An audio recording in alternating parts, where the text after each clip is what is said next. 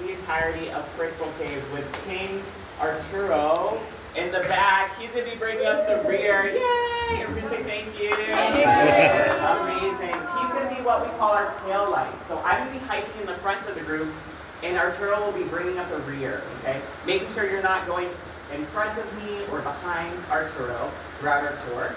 Once I see Arturo in one of the rooms that we're going to continue to stop in and talk and educate you a little bit more about the cave, once I see him, that's when I'll begin talking, okay?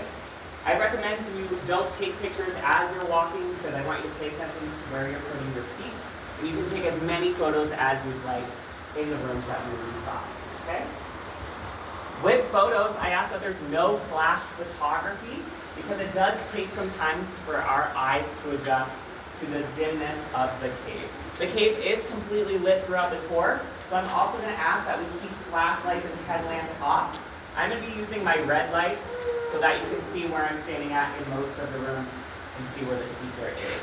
I will also be using a laser pointer throughout the tour to point out some of the objects in the cave. I'm sure they told you this up at the top at the kiosk where you check in, but no backpacks are allowed in the cave. You're more than welcome to bring in a water bottle, but no other food or beverages allowed. All of that needs to stay out here. If you haven't found the bear box, if you have food, there's a bear box down near the picnic tables that you're welcome to put stuff in. Any questions about that? That is totally, yep, your child is totally fine. Any fanny packs or cross bags, just put in the front of your body. There are going to be some tight squeezes once we get closer to the end of our tour that you might just need to move sideways on. Any questions? Are we excited to be here today? Yeah! I'm so excited to have you here. I don't know if they mentioned it up at the kiosk, but we have been closed for 4 whole years due to a fire that ripped through this area, ruined a lot of our power lines. We had no electricity down in the cave. There wasn't any large impacts in the cave itself. Most of the impacts were due to the road. I'm sure you drove down that not so great windy road. There's some dirt patches, there's lots of potholes. And all of the funds that we raise from ticket sales here at the Sequoia Parks Conservancy go directly back into the park. So we can go out and do replanting of a lot of the burned trees. We can replant the giant sequoias. We can also work towards repairing that road coming down. And also, a lot of the ticket sales also go back to our Junior Ranger program. So if you're not yet a Junior Ranger, I definitely encourage you to visit one of our visitor centers here in Sequoia and Kings Canyon National Parks. It's not only for kiddos, adults. I too am a Junior Ranger. So take some time to visit our visitor centers. But I'm very thankful that you're taking this time to visit Cristal Cave and being some of the first people back in the cave after it's been closed for so long. Cristal Cave was rediscovered in 1918 by 2 National Park Service crew members. They were hiking all along this area and were fishing out in Cascade Creek. They felt a cool breeze, similar to how most of you walking up to the cave felt almost immediately. It was really chilly. It's going to get colder as we go into the cave. And they were like, what the heck? There's no ACs out here in the forest. What's going on? There wasn't ACs in 1918. That's besides the point. But they started to walk towards the cave, and they discovered this huge opening, this mouth to the cave. And they wanted to explore even more, just as we're about to do today. So without further ado, welcome to Cristal Cave. I'm going to get up to the front, open up the cave. I ask that we stay on trail. And that means keep all hands and feet in on the trail at all times. It's kind of like a roller coaster. We're going to stay on the trail. Please don't touch any of the crystal or any of the stalactites that you're going to be seeing in the cave. This cave is still actively forming. If we touch something, that's when the oils in our skin can stop that water from flowing. And we want this cave to still continue to grow so that future generations can also see it. Any questions about that? Arturo, are you ready to be the tail light? Ready. Amazing. Yeah. Y'all follow me this way. Wow.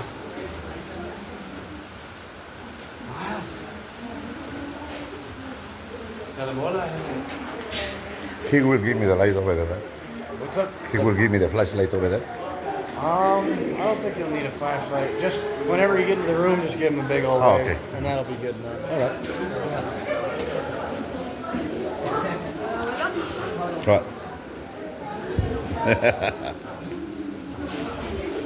I saw a white spider fly. Oh, no vi este. Hey, you have to do the back of us. I know.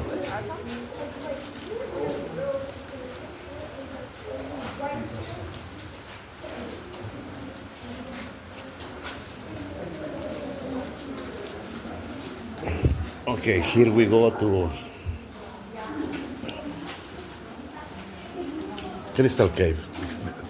Como ven, tiene una gate que parece telaraña. Pues soy el guía de atrás.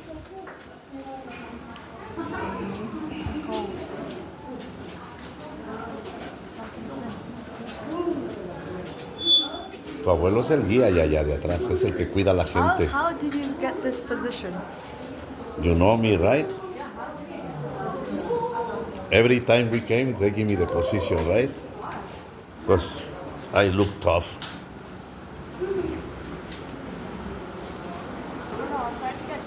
Ajá. Pues aquí vamos, miren la cantidad de gente que viene a este tour. Aquí mi familia siempre, pues claro, vienen hasta atrás, acá, delante de mí. Las formaciones son hermosas y entre más vamos a avanzar, más cosas bonitas vamos a descubrir, como el Underwater River. This is the one, Alex, I think.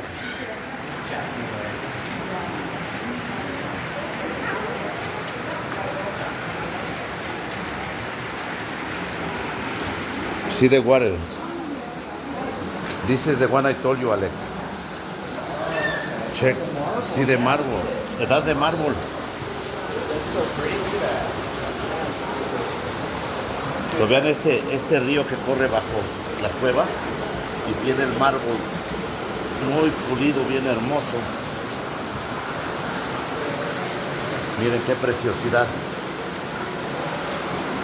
Las cosas que corren bajo nuestros pies y no nos damos cuenta.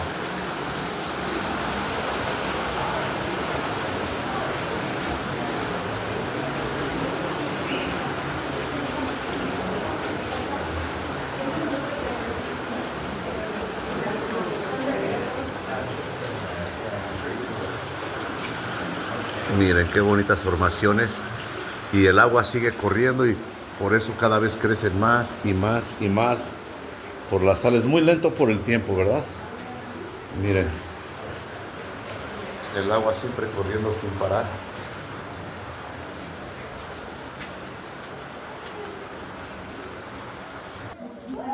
Aquí ya vamos a llegar a uno de los salones. Last. Thank you so much, Cristal. Thank you. All right, y'all. Welcome in. This is the room called the junction room. And the junction room is called the junction room because it's the junction of the trail system that we will be taking in the cave. There are 3 miles of trail system throughout this entire cave, and you're only going to be visiting a half a mile of those trail systems. We're going to be going out with what we call a lollipop loop, so we'll be entering this room here. We're going to go up that way and back and circle around and come out that way. Back out to the exit, just so you're aware of our directions.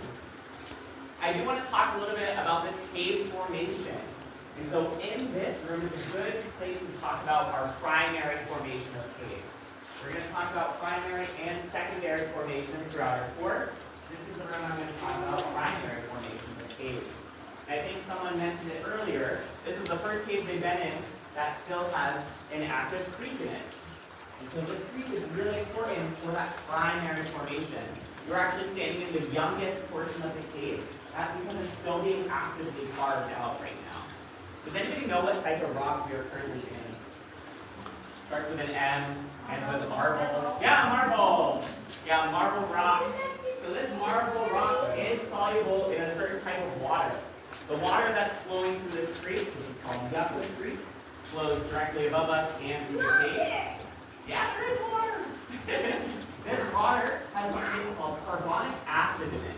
So as the water trickles through the mountain that we are in, it gets into that decaying matter, and that carbon starts to get into that water and create something called carbonic acid. And marble is soluble, which means it kind of melts away through that water process.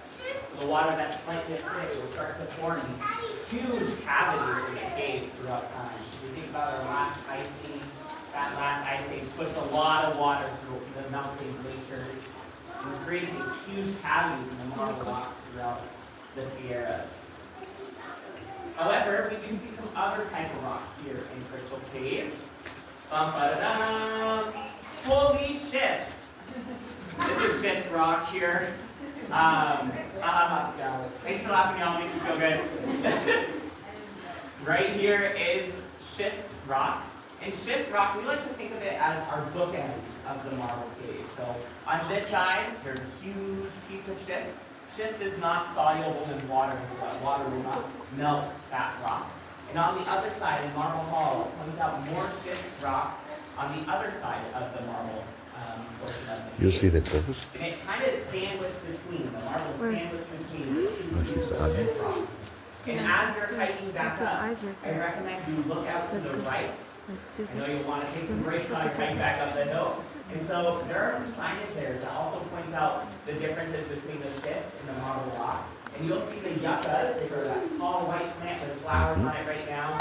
You'll see the yuccas only grow on the marble rock that we are currently standing in. So just a tip as you're hiking up. As we're looking into the water, you're welcome to come closer to the edge. Does anybody see anything shining in the water? Yeah. Yeah, what do you think it is? Silver.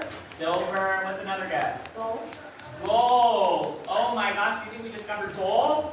That'd be so cool. I'd be rich and I wouldn't be here right now. It's not silver or gold. Dile que es It's pirate. not pyrite, Pirita, which is pirate. fool's gold. Pirate gold? Pirita. It is Pirate. called mica.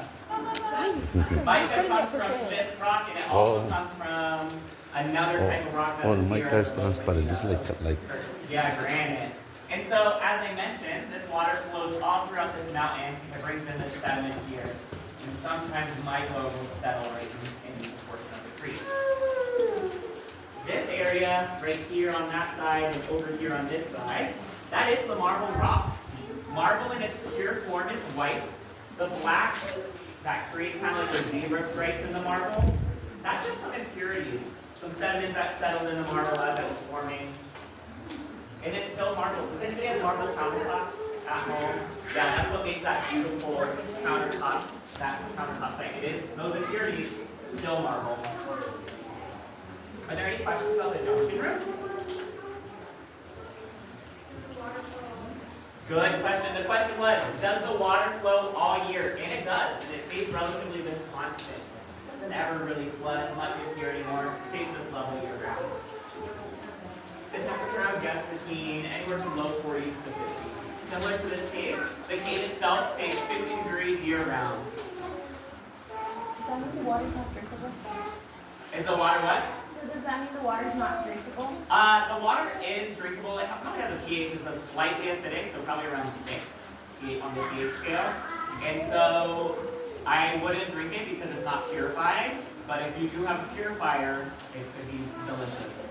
Some pure cave water. I know I mentioned you can't touch any rocks here in the cave. However, just behind our friends, this rock wall right here is human-made. And it's made out of that marble. It's made out of some stalactites that we have in here, some other cave formations. So you're welcome to touch that on our way up.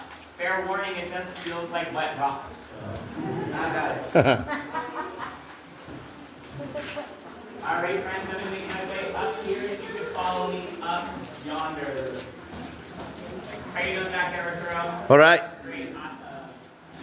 My tall friends, just watch your heads as we're navigating through the cave, okay?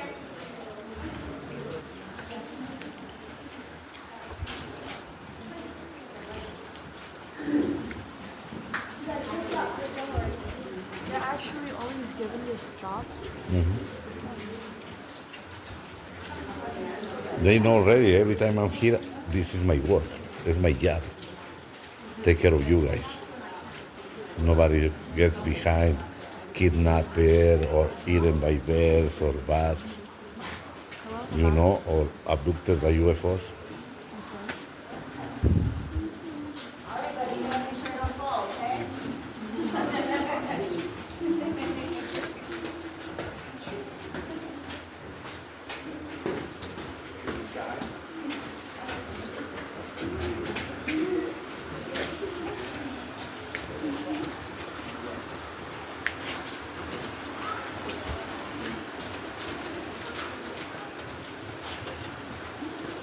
So, aquí vamos a seguir el camino en la cueva. Tiene como 3 etapas donde nos cuentan de ciertas formas de las estalactitas o formaciones rocosas. Allá adentro hay una, en el salón más grande hay una en particular que parece Batman colgando o una gárgola. Ya llegaremos ahí, lo mostraremos, ¿verdad?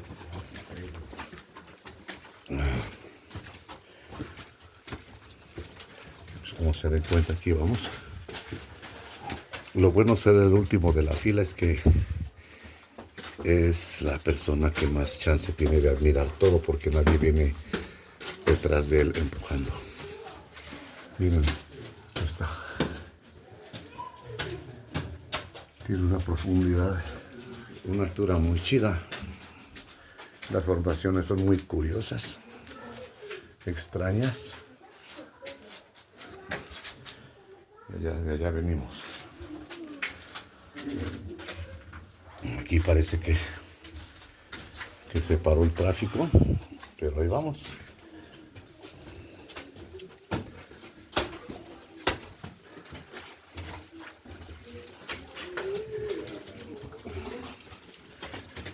Ahora creo que vamos a llegar a la formación del pastel también. Pero miren estas formaciones tan hermosas. Lo que es la naturaleza, lo que es la creación. Yo sé que muchos no creen en Dios, pero esta es la mano de Dios. Miren nada más. Qué hermoso. Y aquí siempre con cuidado, aquí le rompieron así. Aquí con cuidado porque hay zonas bajas. Miren aquí qué hermoso. Parecen las bocinas de una iglesia.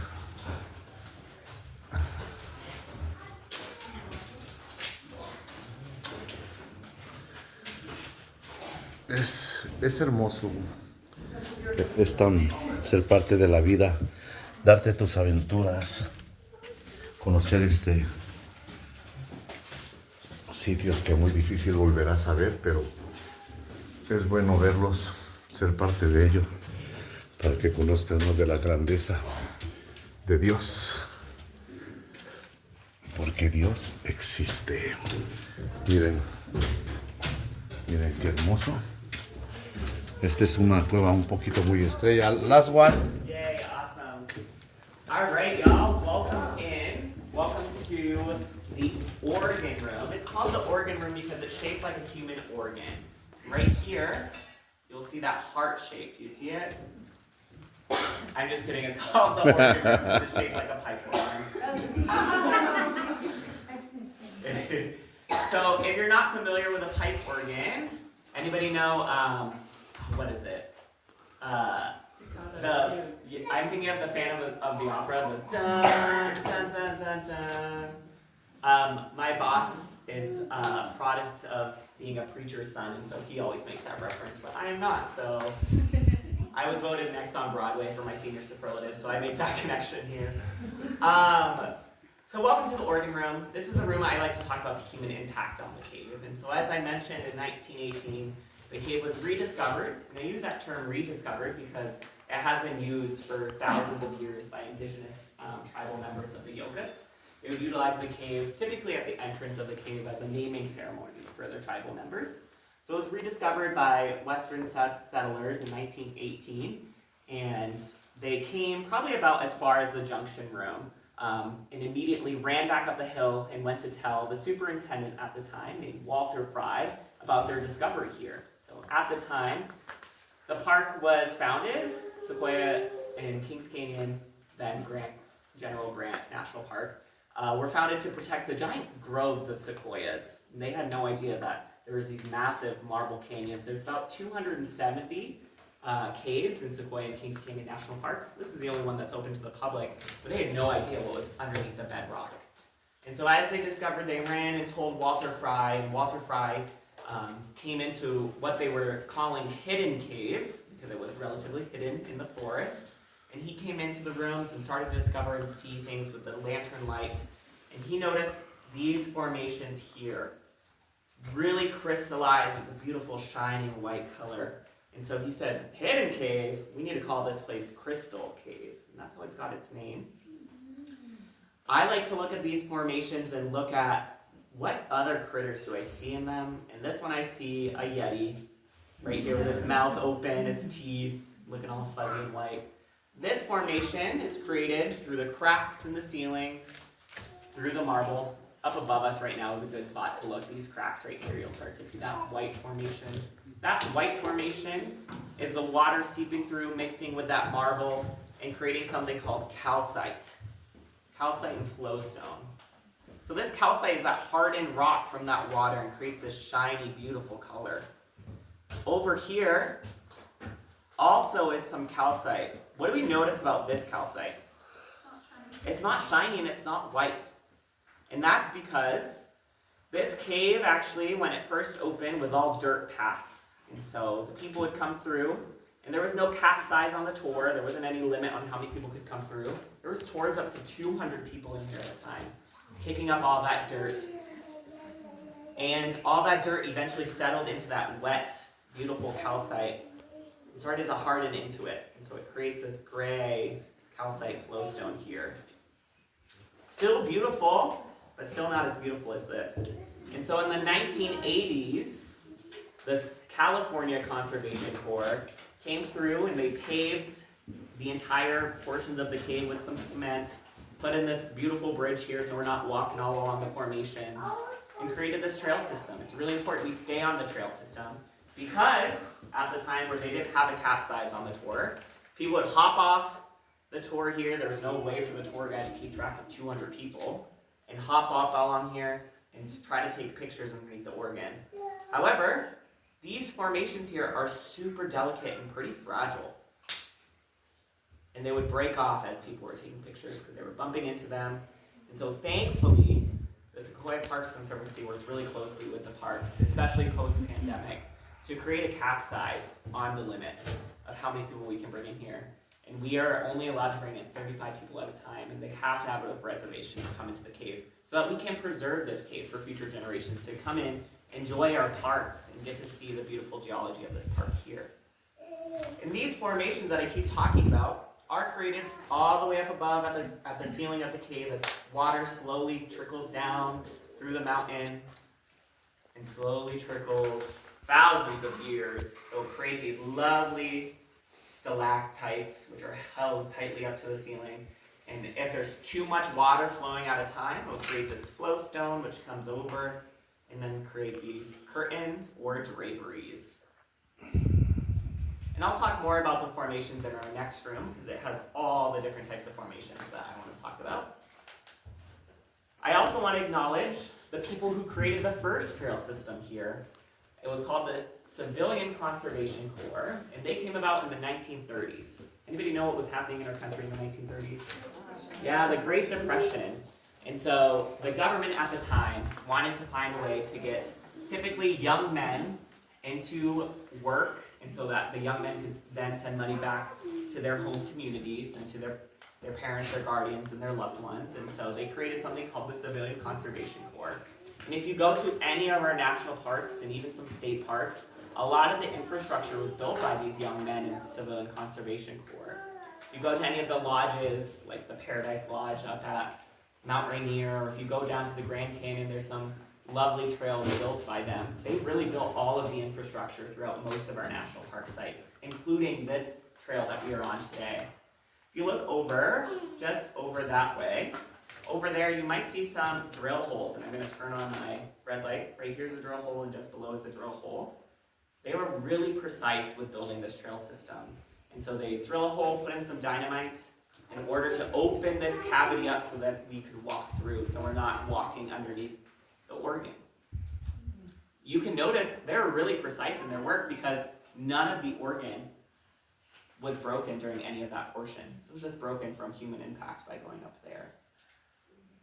So they were really delicate. They took their time. They lived at the entrance of Cristal Cave during the winter so that they could come through and start getting the trail open and the trail opened in 1950 for public. Everybody okay back there? Yeah. Great. Any questions about the organ room? I also like to look over at this formation right here. It's really interesting. I think it looks like a rat with its eyes, its long tail. My friend says this one looks like a cat. I don't see it. Yeah, it does look like. Oh, I do see the saber-tooth tiger. Yeah. Looks like a raccoon. Yes. A baby penguin. I saw a bride right there. A bride. Oh. His head and his bill and stuff where his left. Oh, okay. Penguin shit. That's the cool thing about caves is that anybody can see whatever they want. Yeah. I get what you're saying. All right, I'm gonna start to make my way to the next room, and I'm just gonna weasel my way through. ¿No ves que con una novia? That's the boogeyman. The boogeyman. Dile que es el boogeyman. Hija, I saw a bride. Like the dress. Beautiful dress, the head.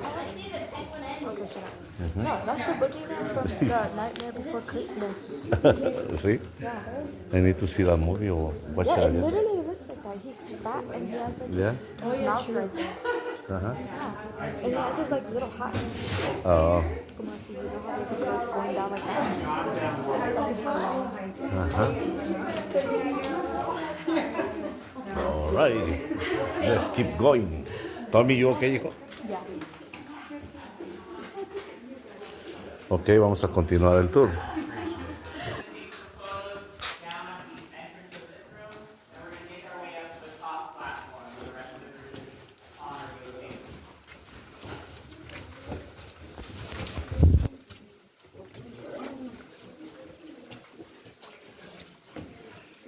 This is the one. No, remember aquí. No, no en este. Why?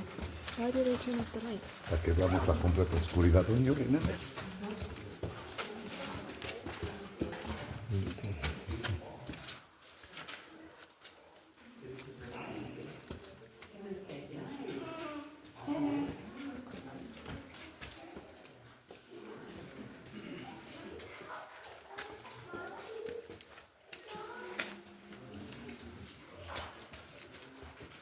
All right, everybody's here. Yay, thank you so much for being awesome. I'll give it a minute so people can take their photos before I begin speaking about this room.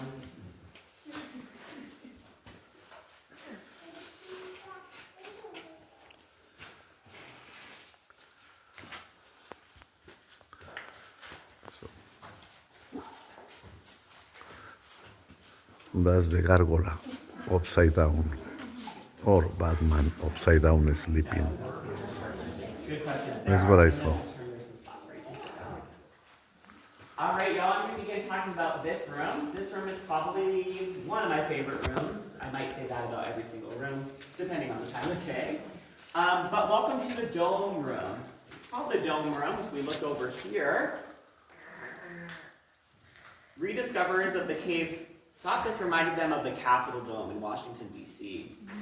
And so as you're exploring Sequoia and Kings Canyon National Parks, you might see a lot of the different groves are called the Presidential Grove or the Congress Trail or the General, so forth and so on. And that's because as this park was coming to fruition, it was founded in 1890, well before the National Park Service was even established in 1916.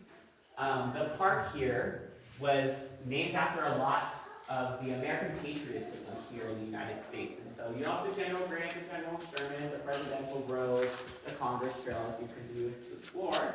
This room here is called the Dome Room after the Capitol Dome.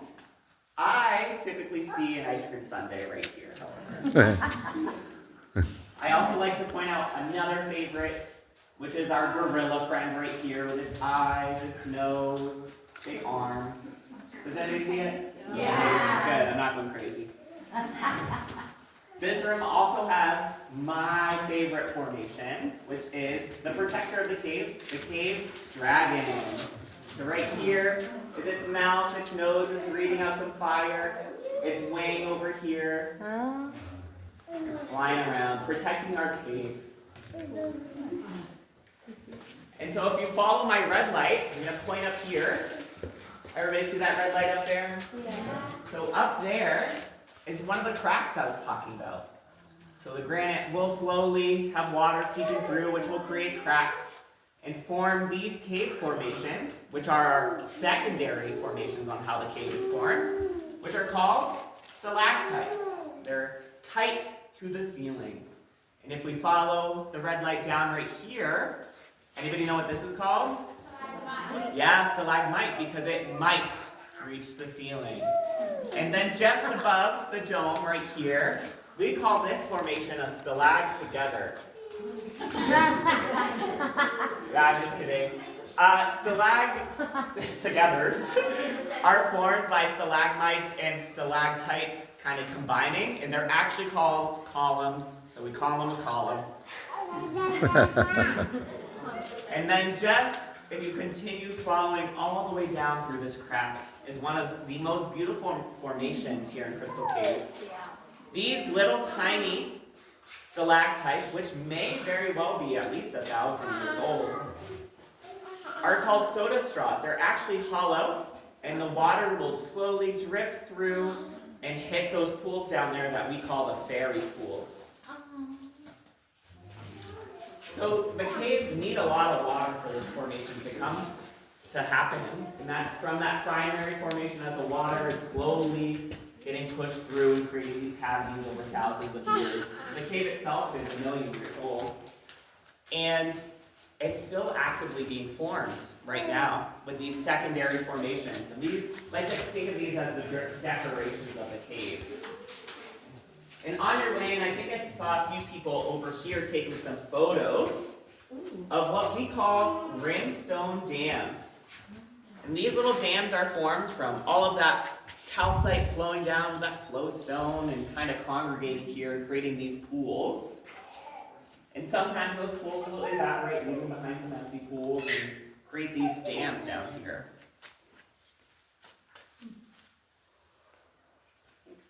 And we know the cave is old by simply just looking at it. If we look up above the cave dragon, we see some sediment up here. And that sediment is left behind probably from the last ice age, when that last huge flooding happened and flowed all the way through Crystal Cave. Ahí está el monje subiendo la That colina. sediment was deposited up there. Is gravel light or is it heavy? Heavy, yeah. So we know that this cave probably at some form of its creation was filled with gravel, and that water pushed it all out and left behind a lot of the sediment up on top of this dragon here. If we look above us, we'll also see some remnants of that water being pushed out. It creates all these huge cavities here as the water will trickle and flow and flood this cave and leave behind all these beautiful, kind of reminds me of a corn maze up above. I also want to point out this sediment here. This sediment could be left behind by early rediscoverers of the cave. There are said to be about 14 different entrances and exits to this room just alone. So this could be one of them, going all the way up there to maybe where the bats are. There are bats that live in this cave. They're probably long gone by now because the first tour already went through and the lights are on and the tour guides talk loud and they don't like that. So in the morning time we might see some bats flying before we turn on the lights in the cave. In the morning I do have to walk through the cave without any lights on and it is a little spooky, but you might see some bat friends. This sediment also could just simply be left behind from the last time the cave was flooded and just left it here. There's more sediment up in some of these rocks as well. Good, I'm excited, I'm happy you're here. Any questions about this room before we move into our next room?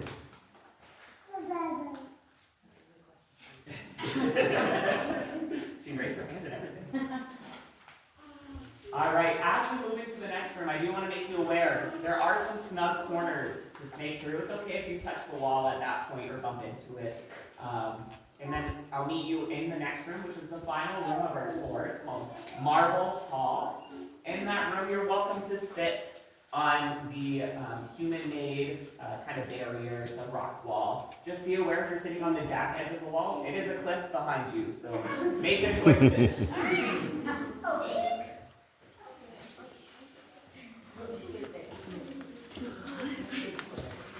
Is this the one where you turn off the lights? Hmm? Is this And then the next one. Also, tall friends, please be aware, watch your head as we're entering the next room. Small friends, enjoy.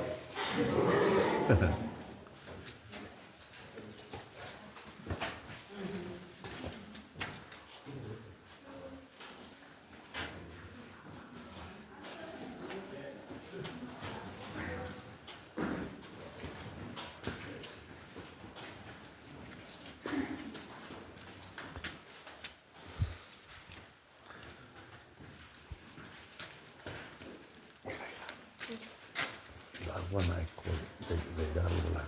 ¿Tú no puedes la gárgola? Wait, zoom in now.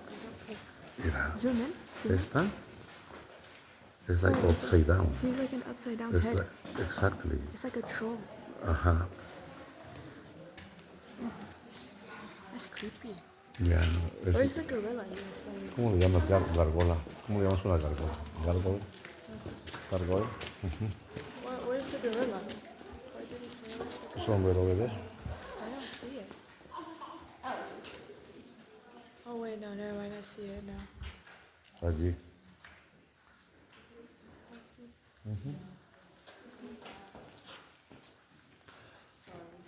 No, take your time, it's fine. Okay, your money's worth. What? Gotta get your money's worth. Mm-hmm. Yeah, exactly.